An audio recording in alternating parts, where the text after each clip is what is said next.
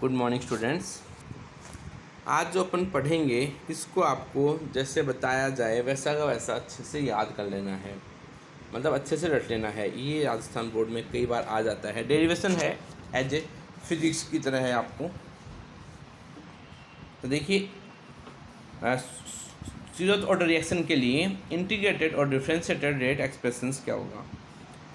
कोई ए रिएक्टेंट है, प्रोडक्ट का निर्माण कर रहा है, ठीक है। तो t बराबर 0 जो समय होगा उस t बराबर 0 पर कंसनट्रेशन A है और t बराबर t पर कंसनट्रेशन A नोट हो गई, क्योंकि for the zeroth order reaction rate of reaction is not depend on the concentration of the reactant, इसलिए dx/dt बराबर माइनस d/dt बराबर k0 a की पावर 0। तो माइनस d/dt बराबर क्या आ गया, k0 a की पावर 0। ए की पावर 0 का मान 1 हो गया, 1 हो गया। तो माइनस d/dt बराबर k0 आ गया। अब dt को ऊपर मल्टीप्लाई कर दें तो माइनस डी बराबर k0 dt हो गया। अगर इसका इंटीग्रेशन कर दिया जाए तो माइनस a बराबर k0 t प्लस c आता है ऑन इंटीग्रेशन करने पर। t बराबर 0 पर a का मान जो है वह है a नोट हो जाता है, तो ये ए नोट का मान इसमें रख दिया जाए तो रखने पर अपने पास में माइनस ए नोट का मान आ गया सी, ठीक है ना। तो सी के लिए जो वैल्यू आई वह है माइनस ए नोट आ गई।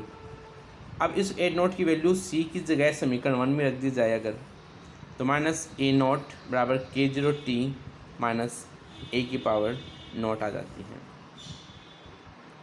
अगर a माइनस एक्स जो अपने पास वैल्यू है, a का मान a माइनस एक्स और a नोट का मान भी अपने पास a माइनस एक्स कर दिया जाए, सॉरी a नोट का मान अपने पास a कर दिया जाए और a का मान a माइनस एक्स कर दिया जाए। यहाँ पर ये a नोट नहीं है, ये a ही है। बेटा आप लोग ध्यान से देखना, यहाँ की तरफ ये a नोट नहीं है, a ही है। तो आप इसको minus a k0 t minus a note मानना।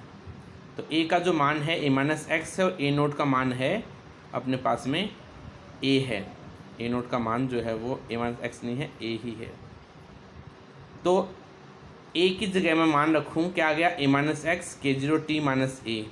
अब a को उधर लेके जाएंगे तो माइनस और ये उधर जाके प्लस हो जाएगा, तो कैंसिल हो जाएंगे। तो x बराबर क्या बचेगा, k0 t और k0 बराबर x/t हो गया, जिसे अपन इंटीग्रेटेड रेट एक्सप्रेशंस कहते हैं जीरोथ ऑर्डर रिएक्शन के लिए।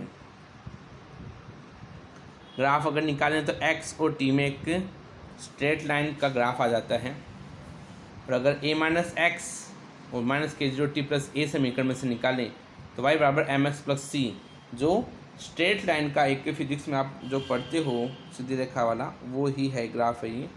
तो a minus x y axis पे आ गया, x एक्सिस पे t आ गया। तो स्लोप जो m होता है वह हो गया माइनस k0 और c जो इंटरसेप्ट होता है वह अपने पास आ गया, यहाँ पे वैल्यू आ गई है a आ जाती है ये। तो ये अपने को अच्छे से याद रखना है, समझना भी इसको। Half life for the zeroth order reaction. तो देखो, ऐसा समय जिस पर कोई रिएक्टेंट आधा रह जाए उसे अपन हाफ लाइफ के नाम से जानते हैं। The time required for the half of the reactant is known as half life of the reaction, ये इसकी डेफिनेशन हो जाती है। तो k0 बराबर x/t, t हाफ पर x बराबर a/2 हो गया। k0 बराबर x का मतलब a/2, a के पावर 2 t हाफ, तो t हाफ बराबर a/2 k0 हो जाता है, ठीक है ना। और t half is proportional to the a, इसका मतलब for the zeroth order reaction rate of half life of the reaction is depend on the concentration of initial concentration, प्रारंभिक सांद्रता पर निर्भर करती है। So we can say that the half life of the zeroth order reaction is proportional to the initial concentration of the reactant. So half life is influenced by the concentration of reactant, इसका मतलब for the zeroth order reaction half life is influenced by the concentration of reactants। इसी प्रकार देखिए differentiated and integrated rate expressions for the first order reaction. A product बनाया, T बराबर 0 पर concentration ए है और टी बराबर टी पर कंसंट्रेशन क्या है, ए माइनस एक्स है। ठीक है, तो D X upon D T का जो मान है वह K1 ए माइनस एक्स के मान के बराबर हो जाता है।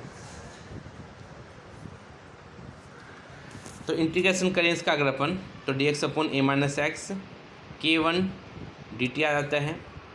किया जाए तो क्या है, minus L N A minus X K1 T plus C आ गया। एट टी बराबर 0 X is equal to 0 minus L N A C आ गया। सी का मान माइनस एल एन ए आ गया, ये मान यहाँ रख दिया जाए तो एल एन ए इधर गया, अगर ट्रांसफ़र हो गया इधर की तरफ तो ये क्या हो गया, प्लस हो गया। तो l N a upon A minus x बराबर K1 टी, तो K1 बराबर 1 upon t l N a upon A minus x के मान के ये बराबर हो जाता है। तो अगर एल एन की जगह लोग रखें तो 2.303 से मल्टीप्लाई कर देंगे। ये अपने को इंटीग्रेटेड एक्सप्रेशन याद रखना है कि K1 बराबर 2.303 अपॉन टी लोग ए अपॉन ए माइनस एक्स। अगर K1 को T से मल्टीप्लाई कर दें और 2.303 से डिवाइड, ये मतलब इधर लेके आ जाए इसको, तो लोग ए अपॉन ए माइनस एक्स, तो लोग ए अपॉन ए माइनस एक्स और T के बीच में तो ग्राफ लिया जाए तो स्लोप क्या आएगा, K1 अपॉन 2.303, मतलब ये तो हो गया y बराबर एम एक्स प्लस सी होगा ना। तो ये पोर्शन जो है, ये पोर्शन तो हो गया y और T जो है वो क्या हो गया x, और m ढाल जो है वो स्लोप जो है m वो क्या हो गया K1 अपॉन 2.303। इंटरसेप्ट है नहीं, इसलिए स्ट्रेट लाइन से अपने पास ग्राफ बन जाएगा इसमें। इसी प्रकार अगर ln x में और t में ग्राफ लिया जाए तो स्लोप जो है माइनस K1 आएगा और इस प्रकार का ग्राफ आपको प्राप्त हो जाएगा इस समीकरण के द्वारा, minus ln x K1 t plus ln a।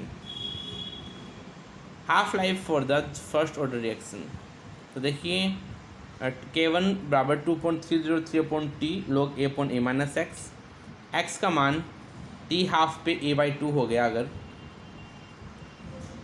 ठीक है, तो अपने पास क्या आएगा, टी हाफ 2.303 अपॉन K1 लोग ए अपॉन ए माइनस a/2 और 2.303 सॉल्व करेंगे तो लोग 2 आएगा। लोग 2 की जो वैल्यू होती है वो ये है 0.3010, तो 2.303 मल्टीप्लाई बाई 0.3010 डिवाइड बटा K1, तो टी हाफ जो वैल्यू है वह है 0.693 अपॉन K1। यहाँ से कई न्यूमेरिकल सॉल्व होते हैं, लेकिन सबसे बड़ी बात यह है कि फर्स्ट ऑर्डर रिएक्शन के लिए हाफ लाइफ का जो मान है वह इनिशियल कंसंट्रेशन पर डिपेंड नहीं करता है, क्योंकि यहाँ पर ए की कोई भी वैल्यू आपको दी हुई नहीं है। ठीक है।